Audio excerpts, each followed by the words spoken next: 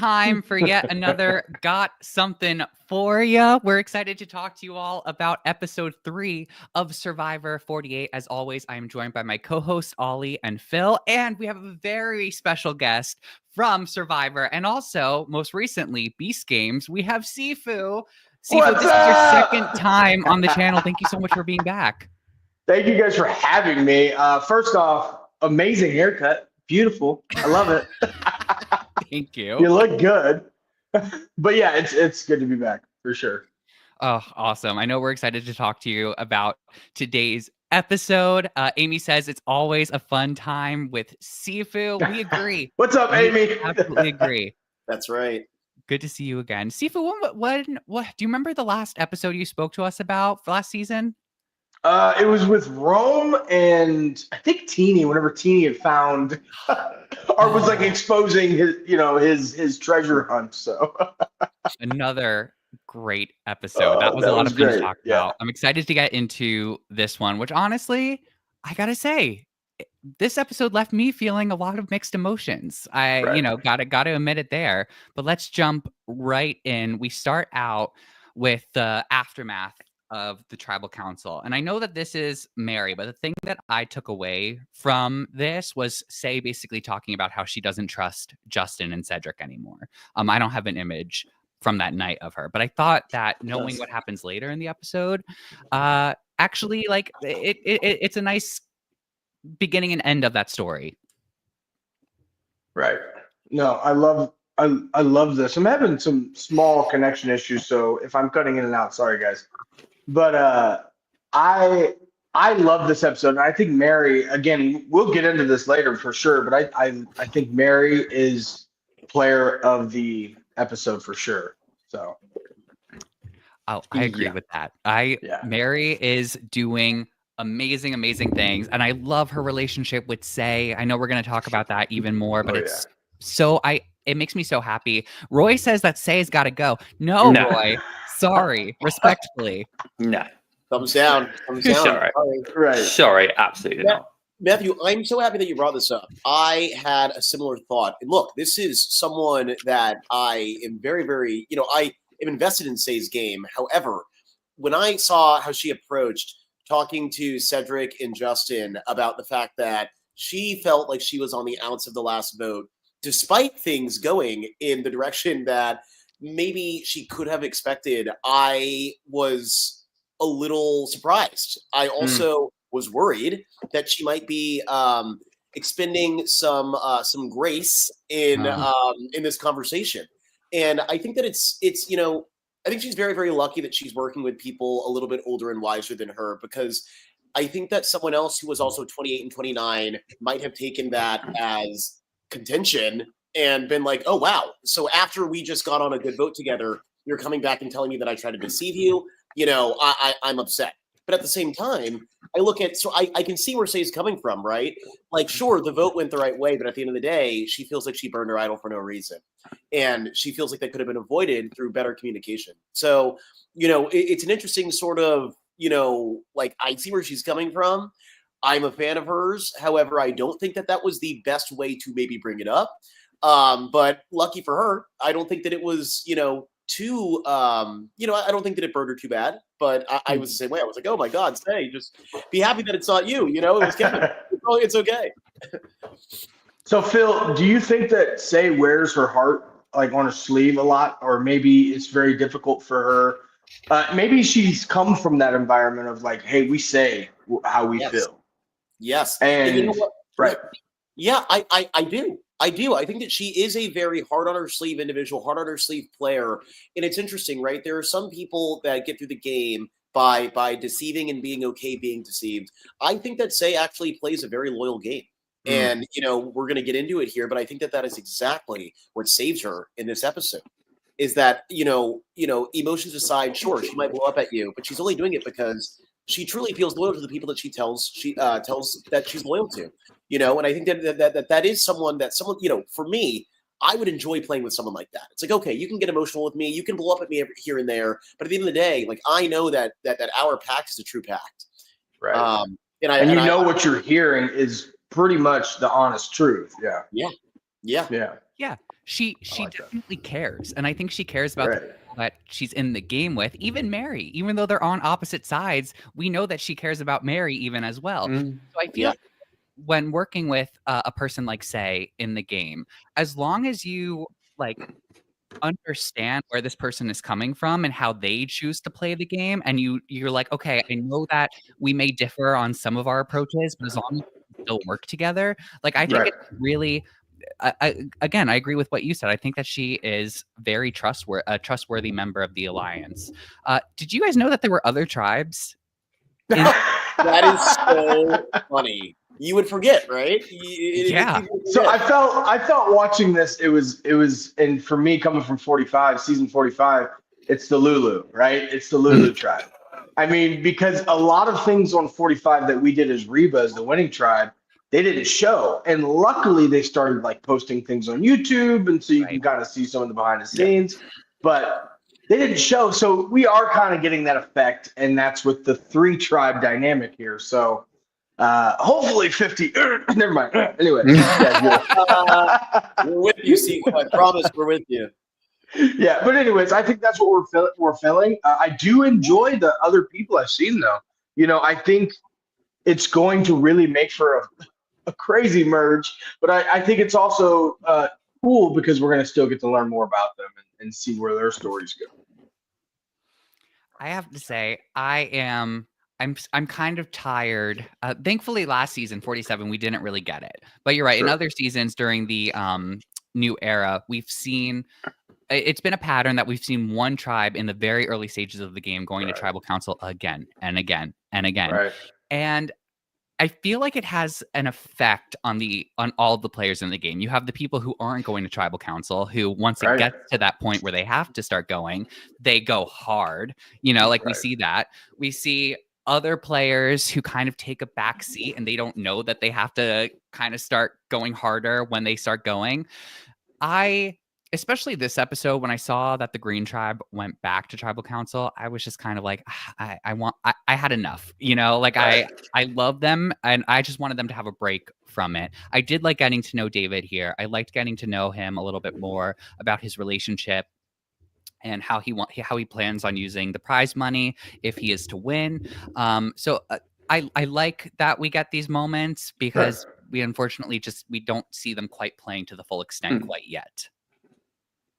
Yeah, I love that. I think also from the player standpoint, like I would love to see, and this is maybe a wish list too, but just a little bit more of the camp life, even if they are on a winning tribe. What are they doing, right? What is the winning tribe doing? Are they are they building a better bed? Are they going fishing more? Even if it's a 2-minute segment or less of what they're doing, that'd be great. Obviously, they do show some of that, but that's just me. So anywho. You want to see them talking about their humble traits more? Yes, their warts. Sorry, I had to say it. Yeah, I'll say, man. I mean, this segment from David was so impactful, and I think that, like, it did surprise me. I don't know if I'm the only one here, but to find out that he's living in a trailer in front of his dad's house, like that. And look, I think it speaks to our society, right? You see someone who's a good-looking guy who seems like he has it together, a Chad, if you will, and Chad XL. To know that it's almost like looking at a Goliath, knowing that they're living like a David, right? Like, just don't expect it. I think that what you see a lot of times, you like to believe, and it's weird to almost get the opposite. And but I do think that it really humanizes a contestant like David, who does have a lot of vibrato and does have a lot of ego, if I can say, and I feel like it's cool to see him drop that to talk. Yeah, right. Surprise, surprise. But to see him drop that to tell his real story, for me, was so fantastic, beautiful, and I really, really appreciated it. And look, I've been a fan of David since he was just a ham, but this simply made me a bigger fan of his. And it speaks to not being a product of your environment. I mean, he doesn't live in a down way. I mean, he is very vibrant. He's very open and very vulnerable, which you would not necessarily expect from someone that looks like him. And that's a beautiful thing. You're breaking down those walls and you're getting to see someone being real. And I think that's what Survivor does. No food, you're kind of stripping away all those layers. And now you're looking at someone that you might have a perception of. And then when they speak about something, it changes everything. So I loved how vulnerable he was. It actually made me relate to him even more and hopefully get to see a few things he does down the line. We'll see. Yeah, I agree. Yeah. Can I ask you all a question?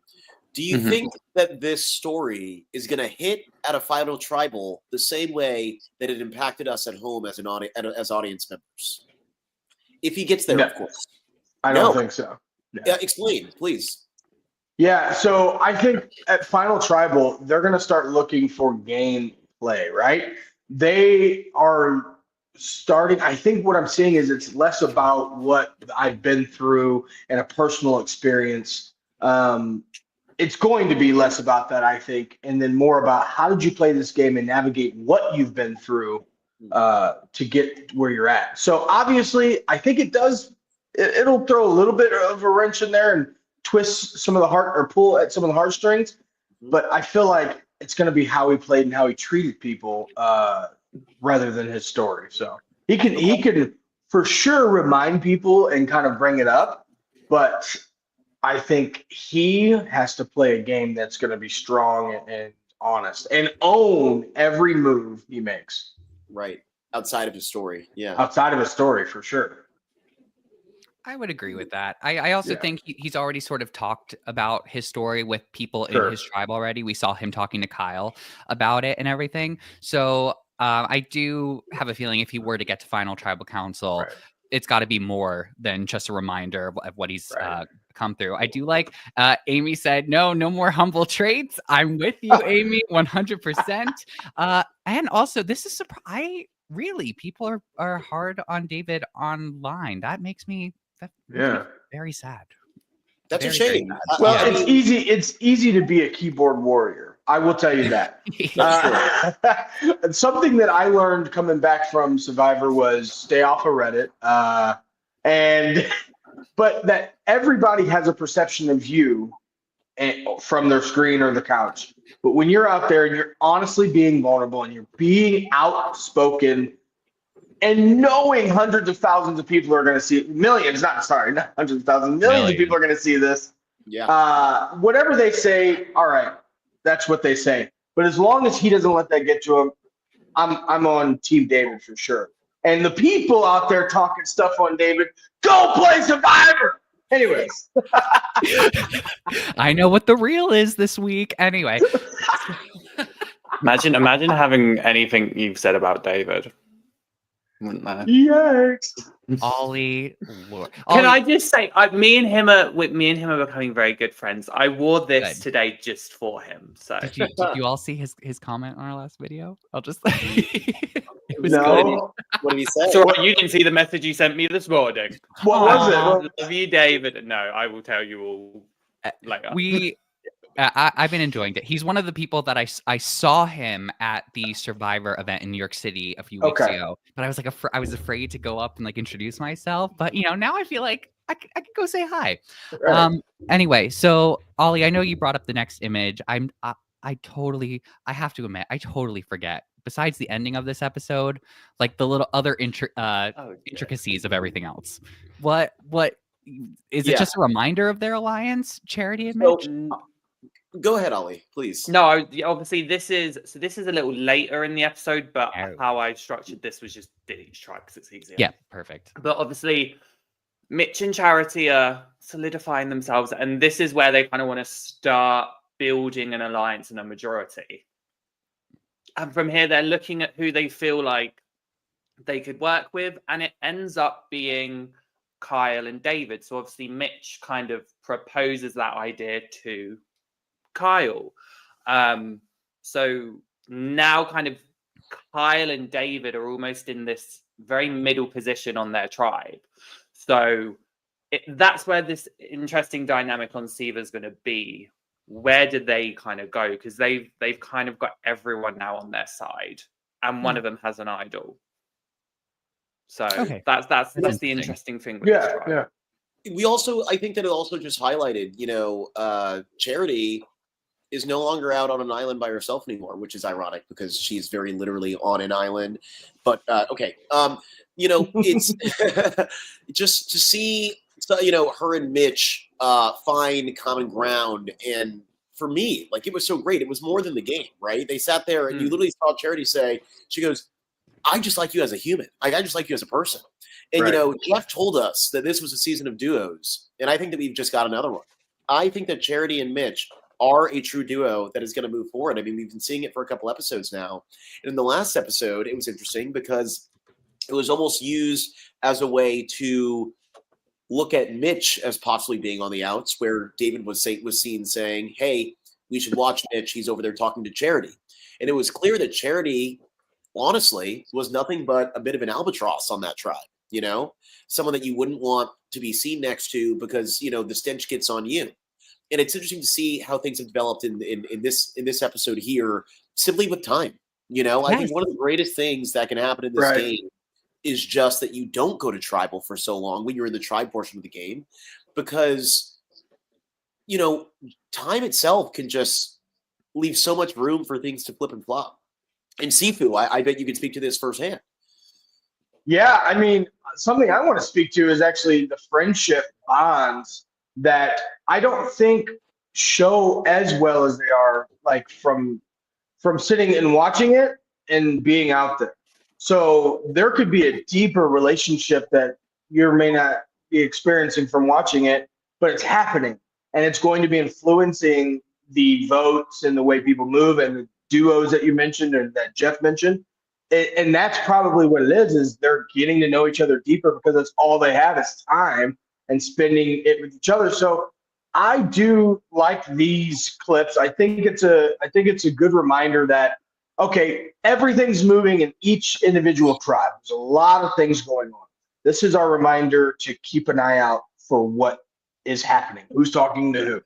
And I do think that this is a little bit of foreshadowing. So we're not thrown off in the later episodes. Oh, do you remember them talking, or do you remember them kind of solidifying something? It's going to play real big into that, I think. I see what you're saying. Yeah. So it's not like jarring to the audience that it's like, oh my God, out of nowhere, where did these two come from? They want to make sure they're reminding us, hey, these two are friends. Right. Yeah. Right. And Phil, I actually like that you reminded me, because I actually forgot that Jeff said, oh, it is about teams and duos, because he doesn't just say that randomly. So So now it actually is going to make me pay a little bit more attention to that. Who are the one-on-ones? Who are and what is the significance of that? And what are they saying? I'm going to pay a little bit more attention in these next few episodes. Ollie, I like the eyes. Ollie's like, yeah.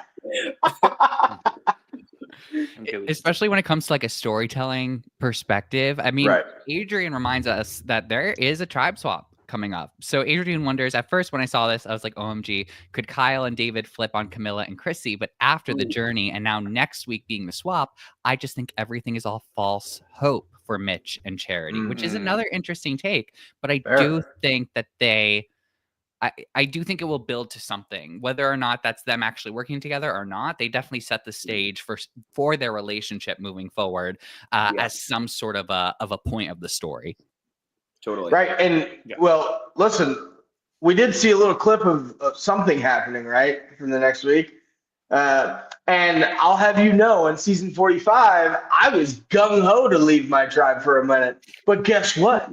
I ended up back with D and J and Julie. And it was just me who I was on the out. So to that point, we might see a change, but we don't know, because you could end up back with the same people, or at least one or two of them, right? Yeah, I'm not a fan of tribe swaps where it's like one person swap, like one person's the switch or whatever. I like when it's more, there's more variables there, or combinations. Amy says, Mitch seems like the kind of guy who would look past how someone is perceived by others and look toward that person as an ally. I love that. I think, I would hope that's him as well. I mean, someone who I think would really benefit from having someone, as you said, who's like that on their tribe is Star with the tribe that she is on, where they made a big fire. I'll just give them credit for that. That's a lot of Sorry, work. Star did not make a fire. Star is actually absent from this whole scene. The group, right, the others. Which, I think this is important to talk about. I mean, like literally, we have the entire tribe here in an activity that is so bonding, unifying. Oh my God, we got this bonfire. Fire. Ooh, that's literally a bonfire, right? Okay, wow. You know, Star being absent from things like this, like what do y'all make of this? And what could she be doing differently, or what could these folks be doing differently to make that not the case? I'm guessing. First of all, hi Brian. Thank you for being here. Yeah. Sorry, Phil. No, you're good. I was just gonna say, or is there any incentive for anyone to do anything differently? Is this when they were like Star's out doing the advantage thing? Is that what the story was telling us she was doing at the time? Yeah, I think. No, I think Shaheen had a confessional mentioning that's what Star would do. I don't think it was in this specific moment. I think it was implied. It wasn't. I don't think they were like talking about it amongst each other in the scene. But I think that it was. You know, they've given us all the hints to believe that whenever she's not there, she's looking for an item. Yeah. Right. Okay. I don't know, because I don't even know what like being with this group. I mean, it goes both ways for me, but I feel like enough time has gone by and we've seen all of these people at different points in their confessionals be like, Star's the first to go, Star's the first to go, Star's the first to go. That it's like, I don't blame her for not being there. You know, like it's kind of like, okay, well, I got to find something to bring me safety. Yes, this is a bonding moment, but how much bonding when everyone else is starting up here with their bonds and she's down here, it's just going to keep moving up in that way. Yeah. So I don't know. It's hard to say. Yeah. I mean, go ahead. No, please. I was going to say, we can't glaze over Joe. Okay. Joe is, you know how they say mother? Joe is father. All right. Yes. True. Very true. Joe is father of Survivor this season because, wow, what an amazing effort to build this fire. Just to make a fire alone, just for your own safety and being able to cook or do things like that, but also to see that the tribe needs some sort of collaborative effort and then do this big thing. Amazing. But yeah, back to the point of Star. Feeling like she's on the out, feeling like she needs to have an upper hand. So, okay, she may not value this time as much as these other individuals do. Because again, I come from that player perspective. Her personal life could be affecting the way she's playing and how she's dealing with these dynamics. Maybe when something happens in her personal life, she kind of removes herself from the situation. And that could be speculation for sure.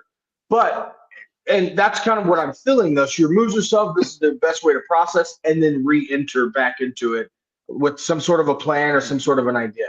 That's kind of what I felt with that scene and why she would be gone. And, of course, the advantage, too. I think that's going to take up a lot of mind space for sure. But I think it's a lot, man. You know, when it comes to playing the game, when it comes to watching the game, I do think that no matter what you feel, you have to kind of put yourself in those situations so you can hear the conversations, so you can be seen trying them. That would be my only one take to Stars. Like, you really have to put yourself and submerge yourself a little bit more, because even if, like, what if you aren't really on the out and now you're making yourself on the out by being out? Right. It becomes chicken or the egg. Totally. Yeah. Right. We kind of see Mary do a little bit of that strategy later. Right. You know, that's a different extent. This was an interesting move. While we're on this image, is Eva makes a very nice gesture, and she gifts Joe's daughter a bracelet. Ollie, why me? It looks like you wanted to say something. No, so silent, Ollie. I mean. Okay, I'm gonna say something that I think I'm alone on my own island with this. Okay. Ooh. I'm very male on Eva. I kind of understood this from Thomas's perspective in the sense of like it was a really nice gesture, but you're also showcasing like I like you quite a lot. Right. And also I was kind of sat there going, "Gets the beats from your bottle." Still cute though. You go. I do think it does speak to her lack of social awareness, which she was very open with, and she talked to Joe about. And I think if anything, it's giving Joe some things to kind of like, hey, let's go back to the playing board. And these are some things I think that are going to stand out to people, like telling Star you're not physical, so we're going to need you over here. Those sort of things are definitely why I could see someone saying, I'm kind of meh on her, but I would have to disagree and just say I love her because of her difference, right? Yeah. And I think that it's going to make a big play. Their connection, their duo is going to make a big play, and Joe is going to have to really steer that boat, I think, because of that lack of social awareness with sort of things like that. And again, it's not to her fault at all. I think she's a very honest person and says exactly what she's thinking, which is, again, in this game, phenomenal, but also bad, because it could be used against her. And something small like that can be seen as an alliance formed outside of you guys, right? Oh, she gave that to him? Are they going off on walks? Where are they going? What are they talking about? Are they talking about voting us off? Like your mind starts to spin and spin and spin. I do think that she honestly loves Joe almost like a father figure, and I think we're going to see something big there for sure. Yeah, and I think, like, to your point, Sifu, I think, like, the only thing scarier than two Alliance members that are on the same page in the game are two Alliance members that, even outside the game, from a far deeper level, are connected and attached. And that's how it's like absolutely what we're seeing here. Monsterly scary, because the fact, and no one knows this, like no one at all on this tribe knows this, but Joe said he would ruin his game. Yeah. Right. That's to give up $1 million to be a sole survivor, like to ruin your game. That. So even if you didn't hear that confessional, obviously because you're on the island, but you see those sorts of gestures and you see that sort of bond and friendship, you might even form in your own head without seeing that sort of confession. Like, I think Joe would probably throw himself in front of a bus for her, depending on the situation. So I think that that confessional speaks to their relationship, but also that action speaks to their relationship. And it's dangerous, like Phil was saying, because, right, again, Mama J, I'm going back to season 45. I know I'm the old guy, but Mama J saved me because we went out to the beach every night and we talked. Not everybody saw that, but when we went out to the beach and we talked, we gained a deep, like a mother-son connection.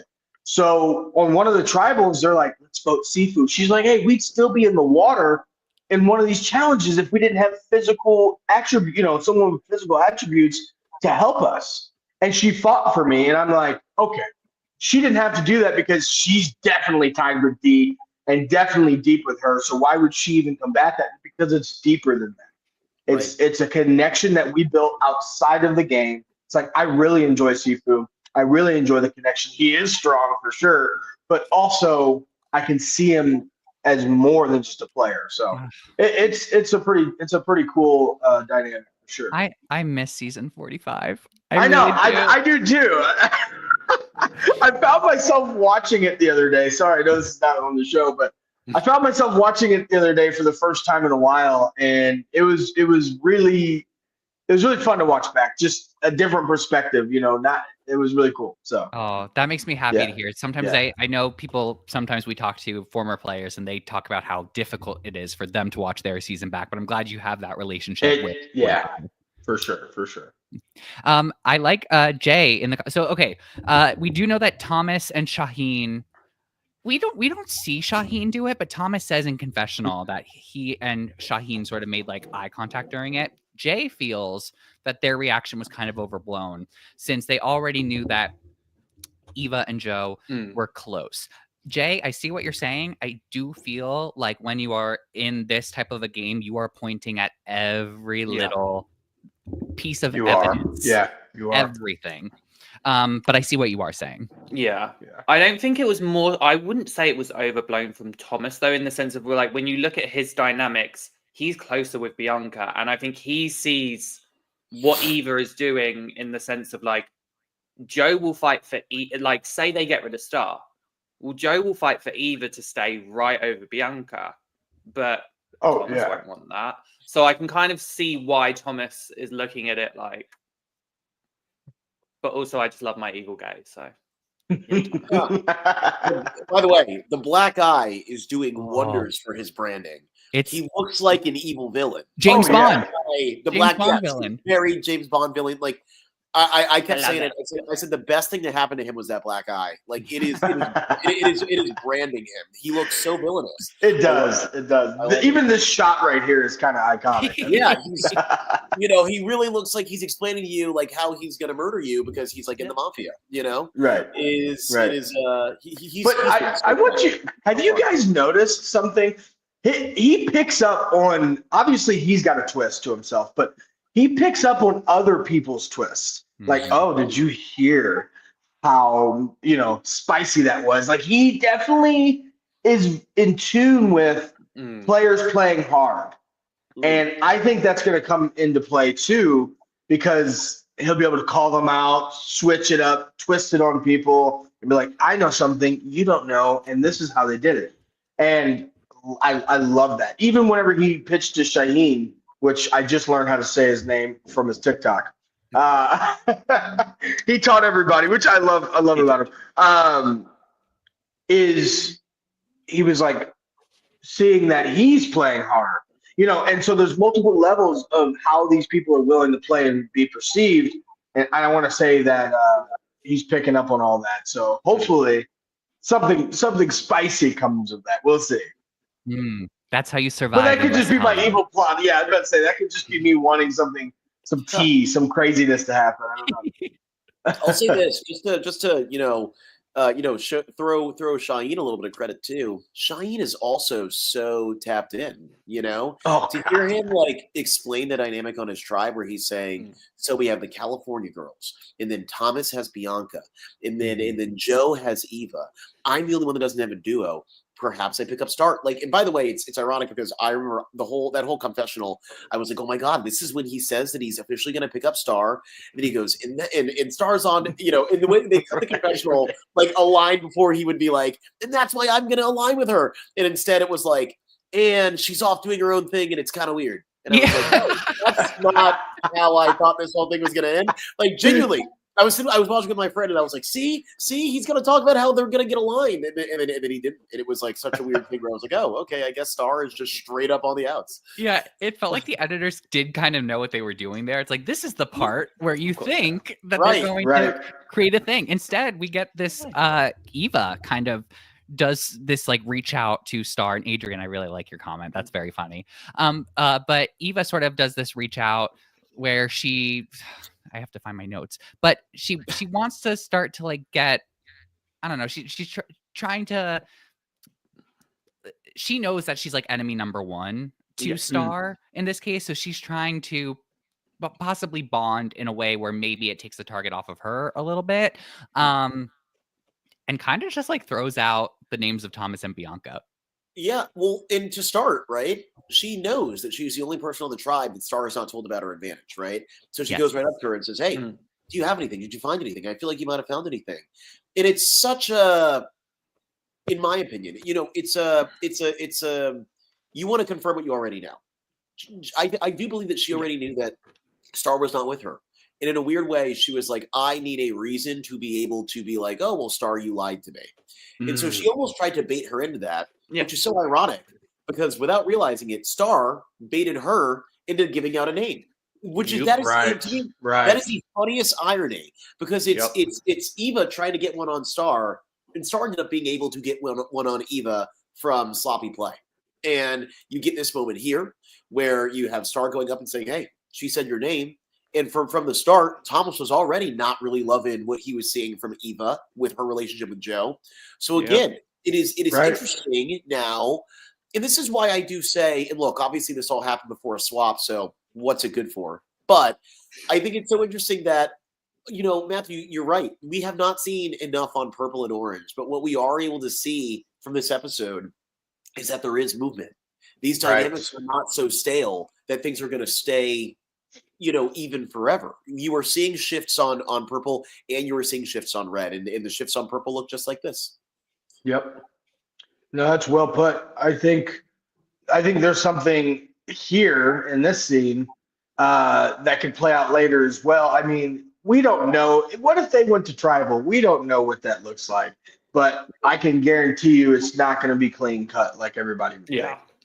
Yeah. I mean, that's just a guarantee for sure. Yeah. Oh, for sure. Is Star going to find this idol?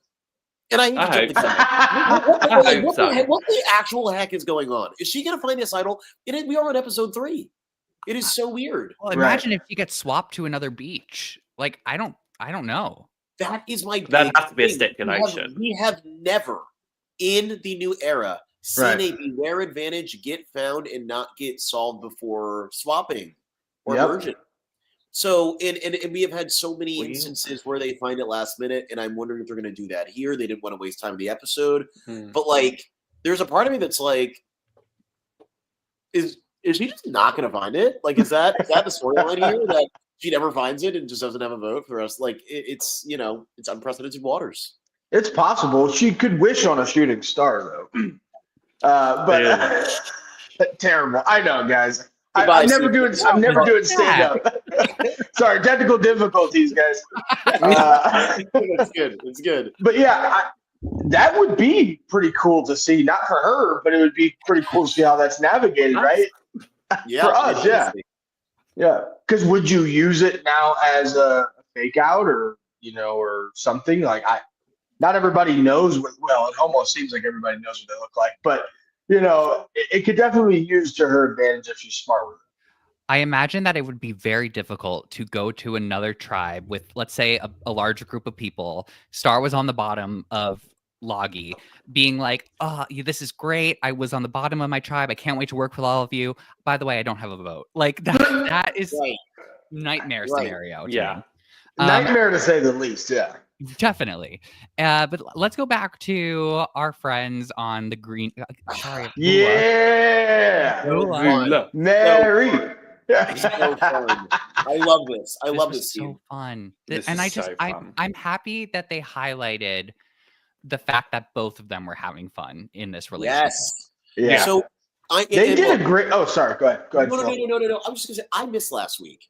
And it is a shame because I have been, and I really hope that I made the point in the very first episode. I've been saying this for I think the entirety of the season. I said Mary and Say are actually far more similar than they are different. Yeah. And it's interesting because I think I have this thing. I'm a yapper, big energy, whatever. And I think a lot of times people will be like, "Oh my God, Phil, you have to meet this person. You're gonna love them. They're just like you." And I go, I don't know if I'm going to like this person simply because they're just like me. And I think it happens a lot where the person that is most similar to you in personality, like you just don't like it is. It happens a lot. Yeah. And so, but it's also really great to see these two start to have a great amount of respect for you. Matthew, I see you waiting. Pull it up. I literally see it over there. It is that is so accurate. Yes, dude. Elphaba and Glinda, I see it. It's so wild. These two are the same or different sides of the same coin. And to see them talk about having respect for one another in their confessionals, not even saying it to each other, they are not lying. They are telling the audience, they're talking about, about what's in their head and in their heart. That really, really warmed mine because I have wanted these two to work together since the jump. I really have. Yep. All right. So, uh-oh. I have the utmost respect for Mary. Now, and Say, we'll get to that, but Mary is what I was doing, being a big kid on such a big playground and literally enjoying every moment out there. And that right there speaks to the game. you haven't eaten very much. You haven't slept very well in your comfortable bed, right? You're sleeping on bamboo, you're doing all this, and you still find time to have this energy and source this playfulness and do these things, knowing you're still zapping those calories and knowing you still have to go to another challenge and go to, there's so much, but she's still finding that energy. And I did this very same thing and had so much fun. So I relate to Mother Mary, and I enjoy every bit of what she's doing. Yes, Mother Mary for sure. But now, with that being said, Say is such a great player for this. Like, she's not taking it like, oh my God, Mary sucks and being so negative. She's like, wow, I can respect this. And when she says she can respect it, that gave me a whole new look at Say. Meaning that she knows that, okay, me and Mary may not work together. We may not vibe right now because we are kind of similar, like Phil was saying. But this girl is playing this game hard and making us work. And we're not into the deception part. But when we get there, I think Mary has read deep into her entire tribe. I think she sat back and studied them. Yeah, right. And I think that's what we didn't see is Mary understands the tribe dynamics. She understands what she has to do, and she's playing everybody like a fiddle, which is beautiful, but doesn't come off as cocky either. Mm-hmm. That's the great balance, and that's why these people still like her. So I don't know. I love you, Mary. I love you, Mary. I also, on that note, she had that amazing line in her confessional where she was like, I love being on the bottom. It has freed me up to do so much. It does. And I think that's a really great optimistic way of looking at it. Right. And again, whenever, oh God. So 45, I was like, hey, they're going to vote me out. I need to fake an idol. I made a fake idol. So that's why whenever she did this, I was like, okay, cool. You're playing into that deceptive role and making people think these things. So I know we're going to get there, but. Oh yeah. And let's jump to that immunity challenge. That looked painful. But Adrian, I agree. If seeing how Mary and Say interact at normal tribal councils, I would love to see how they go at a final tribal council if they both make it there. That would be wonderful. That'd be great. Okay. Love it. Call challenge. I think my favorite part about this was seeing people in the background with their blindfolds on, like cheering on whatever was happening, but not like facing the direction that it was happening. That's my favorite thing. I felt bad for David. Yeah. Oh my God. I saw that little clip. David was getting whooped, man. I felt so bad too. What is the question? Why the heck? When I also wish Bruce was here for this, but why the heck would the producers make blindfolded contestants duck under something? They were just asking for someone to slam their head into a thing. I felt terrible. It's good TV, man.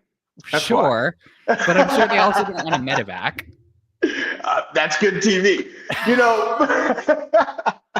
They're like, we got to cover the cost of this healthcare. Yeah. It looks good. No, I honestly think it's because it should be a tough challenge.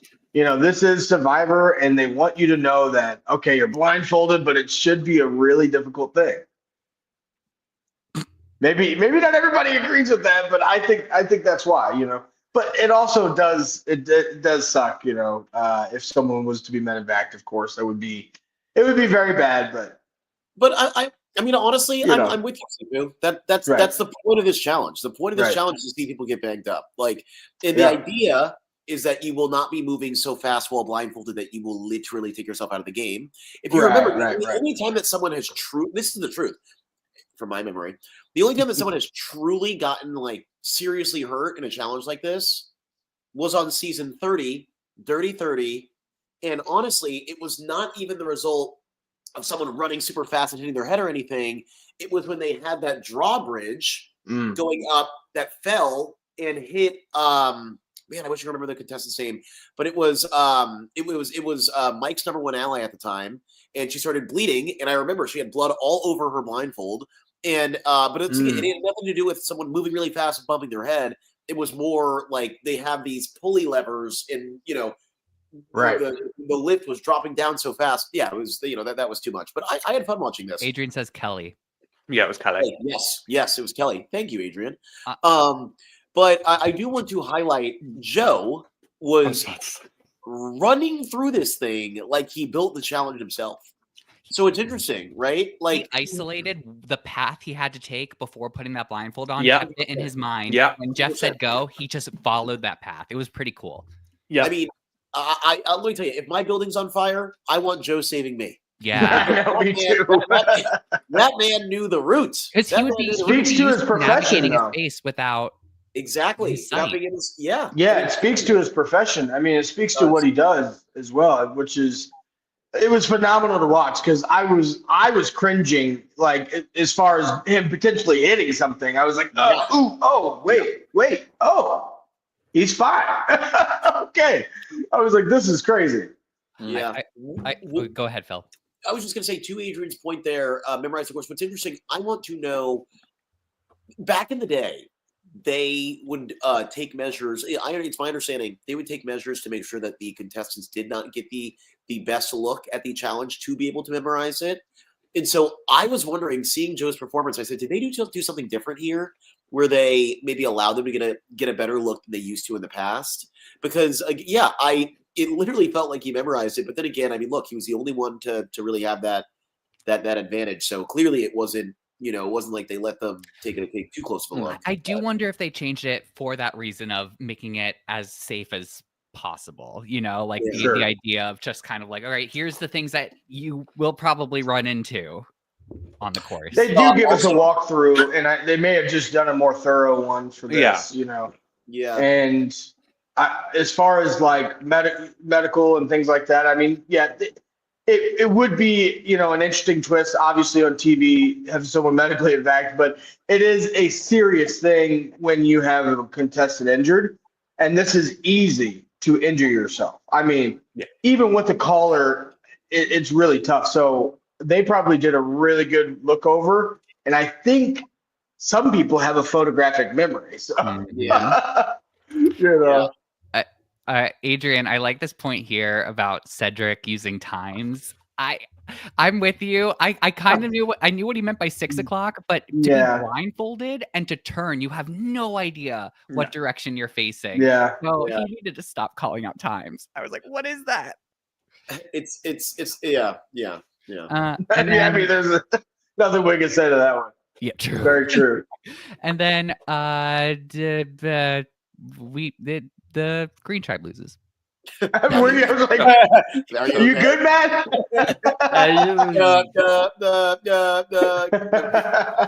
I thought of like 4 different ways to say that, and that's the one that came out. I love it. We got to remix that. That would be fun. That's a fun reel. I was frustrated to see them lose again. And I think last week we spoke about, okay, are the tribes lopsided this season? And initially I was like, oh, I don't know. But seeing like this group of 4 people compared to these other 2 groups there's only 2 additional people on each tribe, but it makes the other tribes look so much more massive. Right. Like I was tired of seeing them lose. And it's not, it's not their fault. It's Survivor. It's whatever. Production plans for this based on the episode count. But it was just, I didn't like the journey here. I know we're going to get into that now. Yeah. One thing I would like to correct, and I saw Ollie's face, I feel like it is their fault a little bit.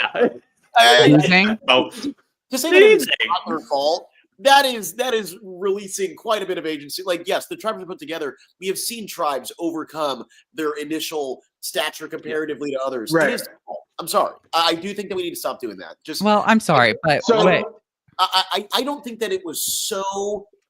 There was such a big separation between them and other tribes that they could not have won any of these challenges. We saw them get so close in several occasions. I think it's tough. They clearly had a larger sort of hurdle to jump over, perhaps. But I don't think that these were crazy blowouts every single time. All right, sure. Maybe I'm also just trying. I'm bored. I'm bored. Yeah. I'm bored of the storyline of them going to tribal. Right. And I'm with you. The tough part is you're facing two other tribes that have morale and you don't. And I think obviously, yeah, we can't take away their own faults and say that it's because it's three tribes for sure, but it's also morale. I mean, you have no idea. When we were at Reba, we were partying. Like, we were hanging out, we had good morale, we just didn't have any champagne, But we were in such good spirits when we would go to challenges. We had chants and we would do breath work together. And Lulu wasn't doing that. They were like, we got to get this, because we don't have fire. Like, we don't have the basic necessities. We had fire. We had bamboo to sleep on. We had all these basic things. We were hunting, we were fishing and all that stuff. So hunting for worms and crabs. Sorry. I mean, and breadfruit. We understand. Real quick, Sifu, that is something that I do not think is talked about much. Morale. Yeah. That is I believe that takes a way greater effect on the game than is ever talked about, because it's hard to assess morale without it being like, once again, so drastic that it's obvious. But in small spurts, you're right. I mean, but you do see it a bit here. I mean, I'm remembering now. I think that it is. I can't remember if it was purple or orange. But walking into the challenge, they were rowdy. They were like, it was like, oh my god, like, relax. And then a pack of wolves, like, green comes in and they're moping in. Like, it's genuinely a different vibe between a winning tribe and a losing tribe. So yeah, I'm happy you pointed that out, Sifu. Thank you. Yeah, for sure. All right, so they get told, Matthew, why do you look so long about this journey, man? I'm so tired. Matthew is not having it. He's over it. I was not having this. I think I don't even know. I was just bored. Sorry. So they're told, okay, you guys get to choose someone from each tribe is going to go on the journey. Let's take a very quick break so that I can re-energize about this episode, and then we will talk about the journey and everything that leads up to Tribal Council. Hi, Survivor Now podcast listeners. I am Katie from KT Designs, better known as Katie Tedesco Art on both Instagram and Etsy. I have been designing and selling Survivor products for over 7 years at my Etsy shop, including replicas like hidden immunity idols and Survivor trading cards with all of the players' stats on the back. I am so grateful for Survivor Now for giving me this shout out and helping me reach even more superfans. I love listening to their podcast. So if you are looking for some really unique reality TV products for yourself or to give a superfan in your life, come check out my Etsy shop at www.etsy.com/shop/KatieTedescoArt.com.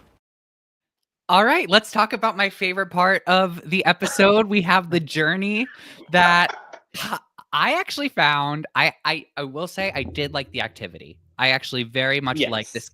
Out of all of the types of game of chances that we've seen, I thought that this was very clever, where you had 7 dice and you needed to get you needed to get 4 flames in order to win an advantage and get your vote back. 4 skulls means you lose your vote. Yeah. I don't like that they have to play. That was my biggest issue. Okay, I can see that.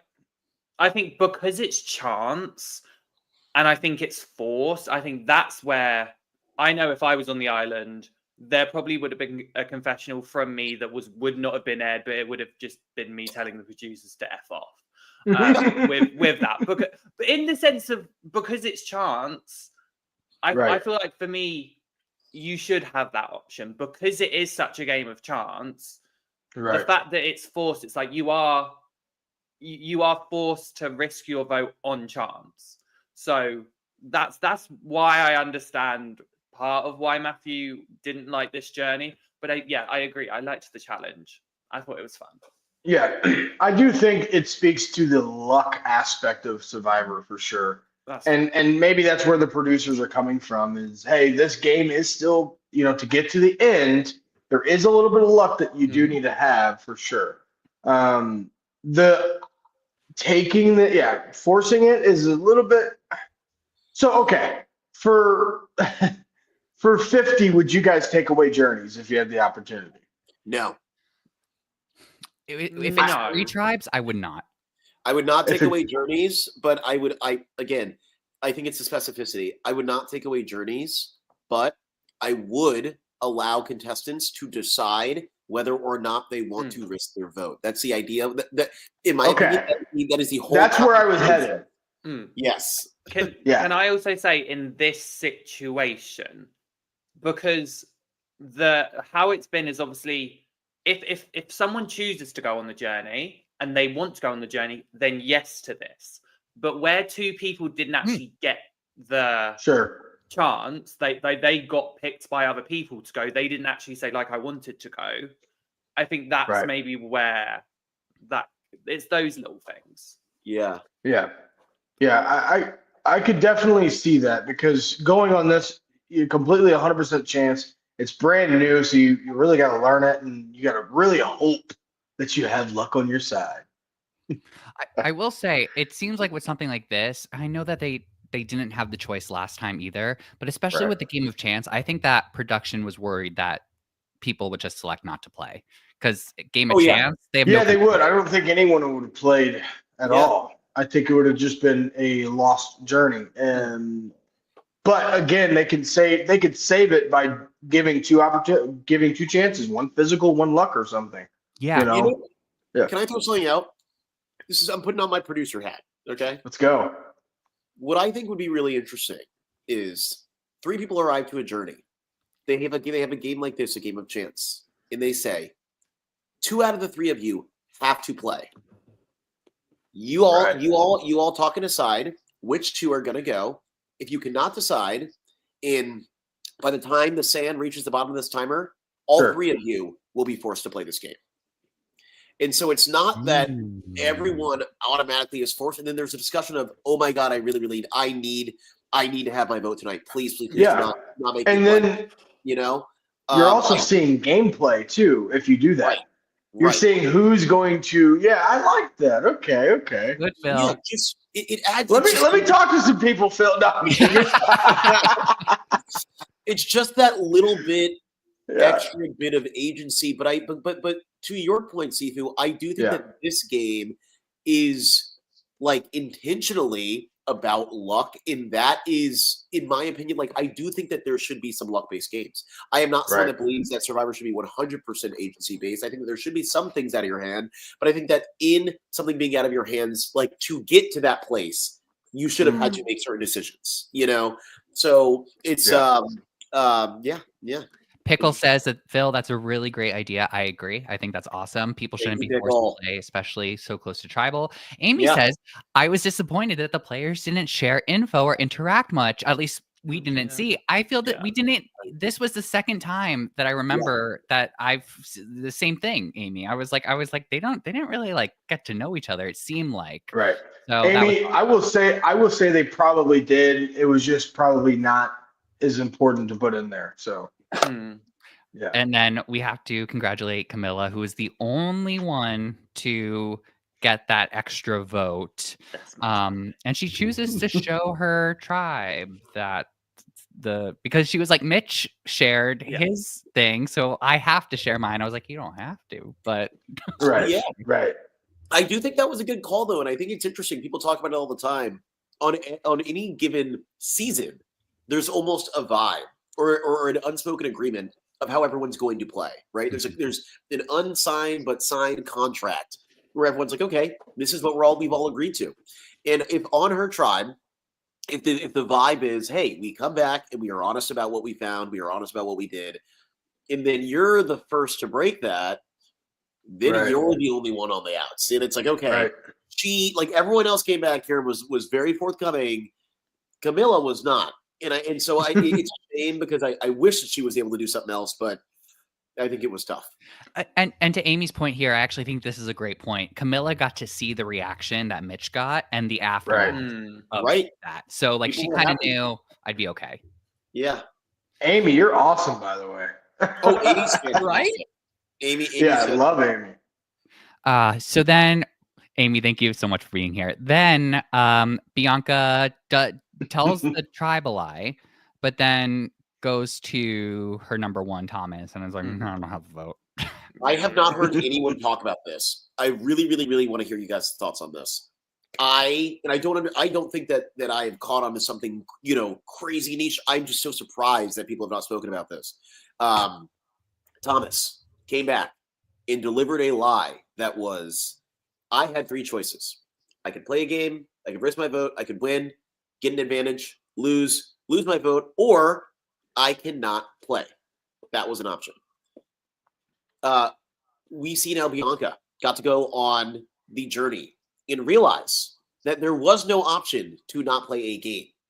When she got back, she ended up using a similar lie, but what I thought this conversation was going to amount to was her saying it, because it was literally said in this conversation. He goes, so you got a choice to not, like, you had to play your game? And she goes, yes. And I thought that she was going to turn and say, wait, so you had an option to not play your game? And that it was going to be like, oh, shoot, Thomas has to come out and be honest about this, because it's so obvious in terms of consistency. They wouldn't be like, okay, one challenge you get to sit out of, and then the other one, everyone's forced into it. I think that, at least for me, if I was Bianca, I think that I would have caught on to Thomas a little bit here. I would have said, that's so weird that Thomas got an out to not play a game, and I'm on the journey, and I didn't get that option. How weird is that? And I honestly think that I would have cracked it. But I'm also sitting here and I'm so surprised. I think Bianca's a very smart person. And I also have not seen a lot of people in the community talking about it. What do y'all think about that? Yeah. Oh, go ahead, Matt. No, I was just going to say, with me being kind of production mindset, I think I might catch on to it sooner. I wouldn't blame others for not catching on to that detail, because like things happen in Survivor all the time. Sometimes you're told that this is how something works, and then you go on this thing. I remember the first time they did journeys, it was like each thing was like extremely different with how it was handled. So this maybe I could see Bianca in this conversation maybe letting it slide, but I have a feeling that maybe as she thinks more about the situation, she might catch on to it. I wouldn't necessarily be surprised if this is something that she didn't latch onto, though. Not right in the moment. I think she was more interested in just kind of like latching on with that information to Thomas as a potential ally or being able to rely on him. But wow, what an incredible, let's never let Phil on Survivor, because that's such a small little, I like it. I like where your head's at, but I feel like it was such a fast-paced moment for her, And you know what? No, I was about to skip this too for time, but you were sorry. I love it. That was something that called out to me. And then again, I don't know, we can talk about Justin's lie. I think Justin, maybe the worst lie coming back from a journey I have ever heard anywhere. Genuinely. Like you hear his explanation. Let's get another thing, but this is not even knowledge about production. This is just knowledge about Survivor. You hear it and you go, they would never do this. Yeah. Haven't they done this once, this type of thing? But no, I do not believe that in the new era they've done it once. I know that they did it way back in season 30 when it was in the beginning of the season. At the start, I remember it was Joaquin, I believe, and it was like you were able to either get a clue to the advantage or food for the tribe. Yeah, and that's the thing. I rolled the dice, and it was either food for the tribe or this or nothing. And then there were skulls, and it was red, and it was blue, and I was just so convoluted, and I was like, oh my God, Justin, this is not believable. I'm sorry, brother. Yeah, no. It was a bad lie. It was a bad lie. I was kind of amazed by how what he invented in his head. And it's like one of those things where you can kind of tell the way he rehearsed it to himself is not really the way that it came out of his mouth. And he was like kind of jumping to make it all make sense. But poor Justin lost his vote. And that is a tricky situation. What he doesn't know is that, well, also we talked about this before, but Mary is like, you know what? I'm just gonna act like I have an idol. I'm gonna go swimming, and it's gonna be wonderful. And I'm like, Mary, I love it. Keep it up. Love it. She committed to the bit. She committed to the bit to confuse Say and Cedric about whether or not, whether or not she had anything. But what Justin didn't see was Say talking to Cedric about like, all right, we got to split it. One on Mary, Right. one on Justin, and Cedric was like, I don't like this. Yeah. That was tough. I mean, No, yeah, that was tough because that also does read to Say's perception as well. I guess she didn't see how deep those two were. She might have thought it, and saying, "Hey, I know the boys are together," but her saying that is definitely a clear attack to his number one alliance, right, member. So, but again, I think Say is playing a phenomenal Survivor game. I think she's very conscious, but that moment just wasn't the best for in her favor. So, yeah. I mean, this is just such a tough it thing, is. right? It's like once again, it's so funny. I mean, and I've said this from the jump. What's incredible about Say is, and I've always loved characters like this, people who are like big personality, honestly a bit brash. And that would lead people to believe that, oh my God, like, they don't have a mind for the game. But at the end of the day, it's moments like this where you go, no, you know exactly what's going on. Yeah. And even that, like, it is so tough to be like, okay, but if she has something, we cannot load all of our votes on Mary because then her one vote determines everything. We need to do something different. And it's like her to have the wherewithal to understand that is what she has to do. Right. Also understand that it's like, okay, this is kind of tough. Cedric, I need you to be with me on this because it's going to have to be Justin. It can't be anyone else, Right. Like, it's one of those things where, like, it's self-preservation.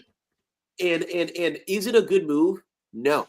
Is it a necessary move? If everything was moving the way that she thought that it was going to, and honestly, it ultimately sort of went towards, like, this was so necessary, despite it not being the best move, Well, that's kind of my thing, why I'm kind of over the tribe starting at such a small number. Like I've liked it, it's worked. It has definitely worked in the past, and we continue to flow with it. But to get down to 4 people and for it to be so limited in what they are able to do vote wise just makes it less interesting to me as a viewer. So like, with this, I agree. It's like who else could she put a vote on when she's talking to Cedric? It's of course going to be Mary and Justin, but we see that Cedric lets Justin know about, does he? Is this what this is? Yeah. Yeah. This is when he's putting a vote on him. Yeah. Well, all right. That's good. That's good. Thank you. So Say, I think people have to get off her back a little bit online. Yeah. All right. Now I'm serious because you have to look at this as a strong, independent woman calling her shots, doing her thing. Yes. You can't look back at Survivor history and say that something like this hasn't happened, right? So if you want to look at something even more brass, you can look at Boston Rob holding people hostage, not letting them leave to go talk, to go to the water well, to go do certain things. You can't look at that and say, oh, that's okay. And then look at Say saying, hey, get up. She's got an iron. We got to go fight. She's just calling the shots how she sees it. And it's cool to see someone demanding. It's cool to see that. So when you look at Say, you got to look at her as a Survivor player. Stop putting her in this box. She's mean. She's rude. No, that is not the perception. It is calling the shots. That's it. Thank you for saying that, man. I am right there with you. The people that people are comparing Say to, Say's like Rome. No, my friend. Say is closer to Tony. And that's, couldn't be. Yeah, exactly.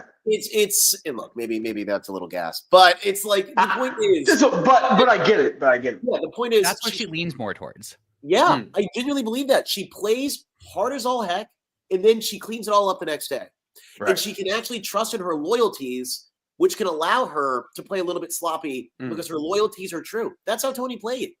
Yeah, and I think that I'm with you, man. I think that people are selling her short. I had a whole long discussion with my buddy who was super anti-Say, and I go, dude, you're a huge Tony fan, right?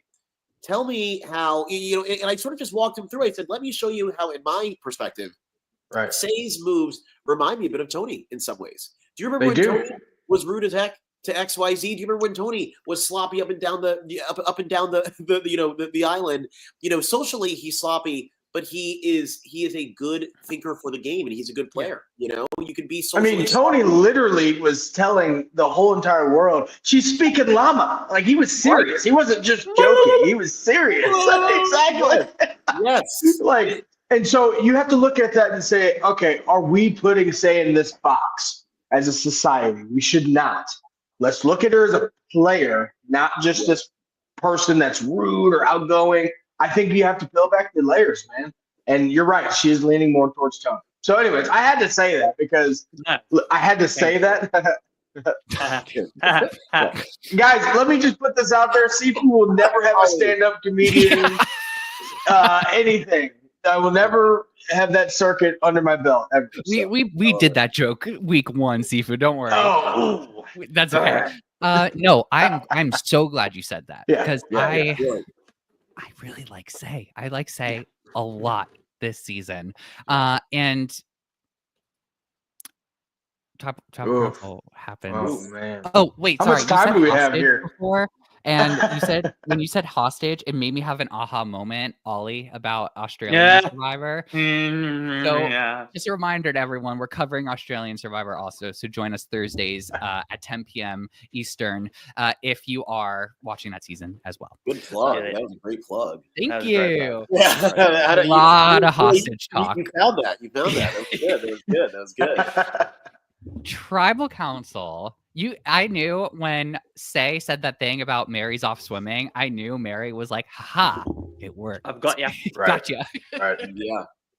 Yeah. It was the mother up for the ages. I loved it. This was so fun.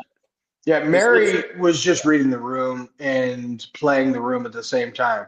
And her being conscious of even her demeanor here, not being overly boisterous, being cautious of what she says. I mean, it plays to how dangerous of a player she is. And I hope we get to see this Mary throughout the whole season. I really do. Because that could be a potential winner. I'm saying it right here, but that could be a potential winner for sure.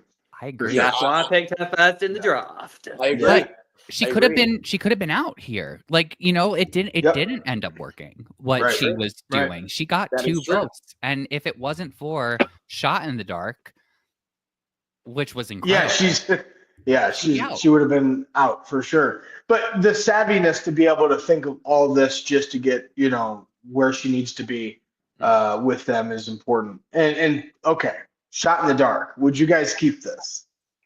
I think so. I would. Yeah, I think it's good. I will never. I'm telling you, there's probably 5 major moments that replay in my head when I think of Survivor, and one of the top ones is me sitting right next to Caleb and Jeff reading out 12, or actually, 11 votes, and all of them voided. So I would say keep the Shot in the Dark for sure, because that is a powerful tool for a player for sure. But yeah, so anyways, a little bit off topic, but if we're getting back to this tribal reminded me of how difficult this game can get, how difficult tribals can be. And we haven't seen something like this. And so it's cool to kind of get into this whole dynamic of deadlock and all this thing. Well, maybe I'm actually getting ahead of myself, aren't I? No, it's okay. No, Take us there. Okay, so yeah, it's cool to see how this gets twisted up, because now you see Cedric looking deep at his own alliance with Justin and Say, and looking deep at what could possibly happen here. And as a viewer, it's amazing to see those things spin in his head round and round, but then getting to see Say fight for herself, not just laying down, also gave me another perspective for her. I'm like, okay, this was a moment where she was kind of dead in the water. If she didn't say anything, I think she was going home. Yeah. Well, I mean, there's no question. He straight up had gotten to a point where he said, he essentially vocalized that he was leaning towards Justin, and Say, because it was his day 1, right? Oh yeah, you're right. Yes, he literally said, he goes, well, look, Justin was my day 1. He was about to get started, and Say, she knew. She said, I need to. She fought. She fought back, man. And I'm telling you, like, it was incredible to watch. Mhm. Because there was something, and I heard it somewhere else. You know, I heard someone say somewhere. I wish I could remember. It might have been Rob Cesternino, but the fact that like I don't believe that Say would have left that tribal. Yeah. With her being the vote, like she was Let's talk about influence. Yeah, Right. just forever, and it's like someone who is so willing to fight for their spot. Like it's got to be inspiring when you see them do it and hit. You know, Matthew. I mean, it's to Adrian's what quote in the Say pleaded for her life while Justin was promoting. That is so funny. Okay, that's good. That's good. That's good. All right. So to Justin's fight back, there's a lot more trouble you probably didn't see. I don't think he was as vocal for sure as Say, but he definitely did plead his case. I know that's a fact. Yeah. But isn't this a beautiful reminder that influence, right? In the moment, your mind can literally be changed by someone's pleading, by someone's perspective, because his day one was Justin. That was someone he was safe with. But now what Cedric did is he's given himself power, right? Which shows you what type of player he is, which again, let me explain that. He's now said, hey, Say and Mary, you must work together. That's his reason of moving forward. But what do you think? Why do you think that? What about that makes him go forward with Say? That's the only thing that was kind of confusing to me. Is I understand it gives him a little bit of power and saying, okay, cool, I could make this work in my favor now that they're cool. It's because of me. But why? I don't understand that. That's something that's still kind of confusing to me. Me too, Sifu. Okay, I didn't know. You guys are supposed to have the answers, man. Oh yeah, we're the experts who've never played. I think that. Yeah, Ollie. No, I'm trying to say this in a nice way. Give us the unfiltered, Ollie. Come on. I thought Cedric was really hypocritical when he said to Say and Mary to work together. Because he acted like Say was the only one that had gone behind Mary's back. And Cedric had no intentions of wanting to work with Mary. So for me, I like this tribal, I thought Cedric did terrible. Not just because he voted for every single member of his tribe in one tribal council. Very impressive, by the way. First time ever? Probably, I would imagine. I'm sure. In three episodes, he's voted for every single member of his tribe. Icon for that. But yeah, it was just the fact he was like, the stipulation is you two need to work together, but then he also needs to work with Mary, who knows that, number one, like she knows that Cedric doesn't trust her. Like Cedric had wanted her out, but then also Say, who now understands Cedric's dynamics here and his totem pole. So I just felt like either way, yes, Cedric had power by being able to have that stipulation, but I also felt like he was shooting himself in both in the foot. Yeah. Sorry, Cedric. If this had. Okay, I'd left this tribal council with so many mixed emotions because I want to be very clear. I was thrilled that Say stayed. I was thrilled. I was so scared after voting for her twice. I thought it was a done deal. And thankfully that didn't happen. But if that were to happen, I think this would have been such a horrible tribal council in a way where it was just kind of just like weird feeling. I still think it was weird feeling, but to your points, I love giving Say her flowers in terms of, no, we got to see her fight for her spot. She got 2 votes against her from the person who ends up being the person to decide, the sole person to decide who stays in the game. And somehow she's able to make it flip. By you guys framing it as that, you actually made me like this a lot more. Right. Yeah. My biggest question here is Say going to hold this against Cedric? That's my hope so. I almost feel like that is where, and I don't know. I'm assuming the next slide is Justin being snuffed. I feel like that might be like is Say going to hold us against Cedric? Like, can this? Can like it's on it? It's ironic because this is the man that's voted off, but Say seems the person that's burned. You know? Right. I feel like Say is going to go to Mary and go towards Cedric, right? Like would flip on Cedric. Well, they're swapping. Oh, true. Fair enough. I was not considering that. Yeah, but moving forward, I can't imagine that Say is going to have much great to say about Cedric. Gotcha. Yeah. Right. 1,000%. Yeah, she's gonna have her back up for sure. Yeah, she can definitely taint whatever ear she wishes to about him and paint him in any light. Because it shouldn't have to, but I feel like now she actually, because she respects Mary's game, she might be more aligned with Mary to get a little bit further and put Mary as a target in front of her and then get rid of her later, if that's the case. But that's how I'm thinking. Yeah. Do you know what would be great about that? Is that technically, if that's were to happen, they would be doing exactly what Cedric asked them to do. Right. And it's just a self-fulfilling prophecy, one of those type of things. Cedric, from a game perspective, Cedric needed to get rid of Say. Yeah. There. He wrote her name twice. I don't see how you recover from that, despite, say, so you're going to say what you're going to say at Tribal Council to stay in the game. I get that. Again, very happy that Say stayed. From a game perspective, thinking about it from Cedric's perspective, I think that this was a huge blunder. So, yeah, Sifu. No, I love it. I was just digesting it. Okay. But I was also looking at the turtle shell for the snuffer. Oh, me too.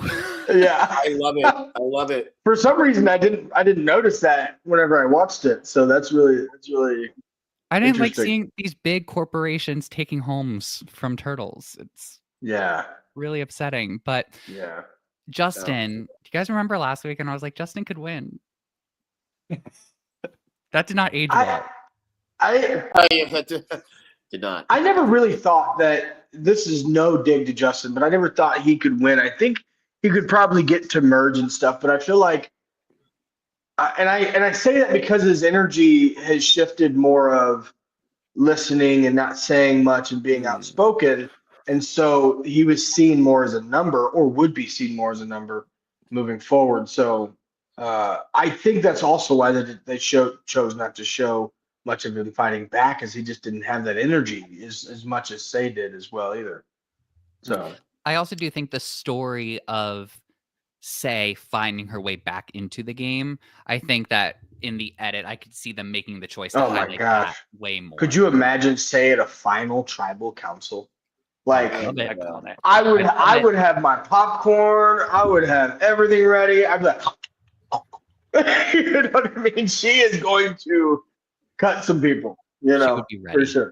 Yeah.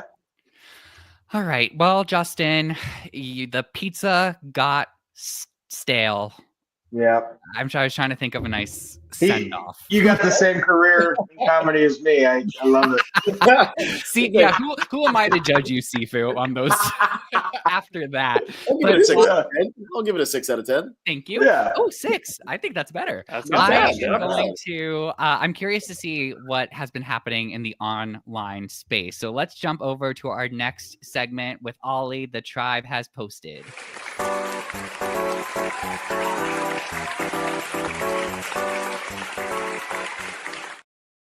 Ollie, take the wheel. Take the wheel.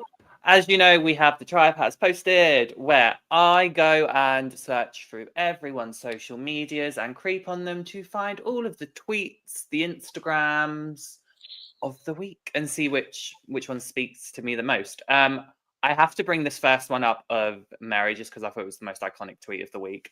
Sometimes when it's your time to go, it's your time to go. Psych. I love that. Can I just say Mary's tweets this week? Chef's kiss. And then we have some reactions to Mary playing her shot into gut. Yes, it is a Instagram story of Kevin going, I am her shot in the dark. Also, Mary's hot take was that shot in the dark is kind of tacky. And Say is going, you take that back.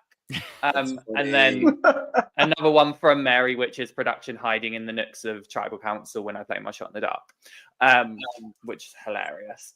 The next lot is again still going on, but this is Say giving Mary her flowers, and you can tell that they both still respect each other. So to anyone else, and yeah, the other one is Mary's. An hour before we started this stream, Mary had posted a load of memes, and I wish I could have put one in. But this is the latest one that she had before we did the show, where it is basically the shot in the dark protects me, like Kevin reincarnated to protect her. Next up, we have some hot takes. Obviously, this week, all the hot takes got shown, and this was just some people promoting them. This is just a few that we've seen from people. So yeah, go check out their hot takes to see what you agree and disagree with. A lot of them love Boston Rob, by the way. Yeah, I know. Choice. Then next up, we have Bianca. Bianca as well. Bianca, as well as Mary, was like the social media queen this week. This is actually a GIF, the first one. So good. Me when the producers tell me I have no choice but to risk my vein. It's literally, yeah. And then obviously gentle reminder to not with her, because a black eye can occur. As soon as you talked about the black eye earlier, Phil, my brain went to this tweet. This is so funny. This is so funny. That's cute. Yeah, and I hope Bianca realizes, because last episode, she mentioned that she was getting a bit more of a purple edit. She got 7 confessionals this week, and I hope she also knows that she's the queen of she is one of the queens of social media this week. So you have been noticed, Bianca. Oh. And then next up, it is just a couple of things from the challenge. The first one is Eva. I actually found this post today, and it's free photos and it's free cheers for the 3 times David hurt himself. It was shade towards David, and it was hilarious. Jeez, Other one, brutal. Yeah, well, the other one is Mitch, and he's shading Camilla because Camilla can't do a slide puzzle apparently. So he had to get Camilla to explain the tiles, and then he had to figure it out blindfolded apparently. It's so funny. Yeah, go read the Instagram post from Mitch. He informs us. Wow. And then this final one, I believe this is the final one. This is just a couple of things I saw that I kind of stood out to me. Another one, it was Shaheen. I really just didn't want to get my nut slammed into a pole. Throwing some more shade at David. Poor David. And then this was just a cute one I saw from Stephanie. And the subtweet is, please stop voting out all the hot people. And it's them two going, please. And then the Kevin other is one, awesome, by the way. I just have to say it. She is. And then the final one is a story from Mitch. And it is just showcasing, technically last week, but where him and Jeff had their conversation about his speech impediment, that it is getting some media attention and some national and global notice. So well done for that. Yes. I think that's all I have. I can't remember. Polls. No, I know. I just can't remember if I had any more posts, but I do. Oh yeah, we have Justin. We have Justin's goodbye speech, which I always try to showcase everyone that leaves. So yeah, go read Justin's goodbye message on Instagram. It is lovely. It's heartwarming. But now it's the polls. So for anyone that doesn't know, we post polls on X day after the episode airs. And this is your chance to vote, have your say, and we reveal the results here. So the first one is David a Chad? It was the big question of the week. No brainer. Absolutely. Matthew, why are you thinking about this? I wasn't. We're good. It's the obvious one of the 3. Well, you guys were good. The public voted, and 46% said that's absolutely. Kind of close. But yeah, 36 said nope. I can't remember. If I might have been one of the 18%. That's like, what's Chad? But we move on. But yeah, David, you are a Chad. Yes. Well done, mate. Well done. Good for you. Well the done. next one I have is, how do we feel about forced journey challenges? Hate it. Hate it. Seafood. Hate it. Not a fan. well, you were all in the majority because 55% also hate it. 30% were unsure on it. Okay. And a weird 15 loved it. But you guys, yeah. That's actually close in terms of being, it's like 55% and 45. So like in total, combining the other two. So interesting. Yeah, very interesting. Sincere also says some people consider chat a bad thing. So that wouldn't apply to, like, those attributes wouldn't apply to David. That part. Yes. And then the final one, actually, just quickly, Joseph Lim says, I'm okay with 4 to 5 challenges as long as there are 2 choices. I appreciate that. Oh, Joseph. That's better. Sure. That's fair. Yeah, I think that's another good one. And the final poll we have this week is actually from Matthew. We'd love to know, will Survivor 48 episode 3's tribal be famous, infamous, or forgettable? Ooh, if I may, I definitely don't think that. I do not think it's going to be forgettable, but I do think it's going to be split between famous and infamous. For me, I'm going to call it. I'm going to call it famous, but I would not be surprised if people are voting infamous. Sifu? Yeah, I would say famous for a similar reason, because it's just unprecedented to have that deep of a deadlock and then these different things, and we're canceling. I mean, it's just. But I could also see the same, yeah. So I'm just going to go with famous. I know. Sorry about the long, drawn-out answer. That's okay. Think through it. Yeah. You're on a podcast. You're okay. Thank you. The reason I did this, I was anticipating that this would be close. Before we had our conversation today, I put infamous because I felt like it could have been so much worse. It wasn't, but I feel like I'm paying attention to Say. If Say is able to get past this tribal council and make it far in the game, and have this tribal council be a real turning point for the game, storytelling wise, I'd be like, that's totally famous. She can point back to that at final tribal council and say, I was one person away from being voted out that one tribal council. But on the other hand, I felt like and also like hearing Jeff explain all of the rules. Oh, we have a deadlock. We have a second deadlock. Usually in this case, we would have the vote and then the thing. But because you couldn't vote, we have a thing. I have to out Justin. Doesn't have a vote. It got muddy. So that's kind of the reason why I was just like, it was a bit too much. I get that it was cool and rare for something like this to happen. But I was like, wrap it up, guys. Wrap it up. We have a hard out. Fair. Infamous. Sincere in the chat also said famous. Okay. I mean, I kind of forgot about it, and it seemed like majority did as well, because no, I'm joking. They all said it was famous or infamous. Oh, okay. But 47% said famous, 41% said infamous, 12% said forgettable. I was quite surprised that it was 12%. But you got me there, Ollie. Wow, that was wild. You really got acting. Ollie for traders. Right. Okay. It still apply for the UK version. But yes, 47% said it was famous. And those are the polls this week. A reminder, everyone, on Thursday, keep an eye on our X account at Survivor Now Pod, because we will be posting all of our polls there for you to vote on and enjoy. But yeah. Thanks. Thank you for guiding us through all of those. As always, I love the poll. So again, follow us on X to be able to contribute. Wait. That's such a good comment. 12% was Justin. Probably. Well, we'll see. So funny.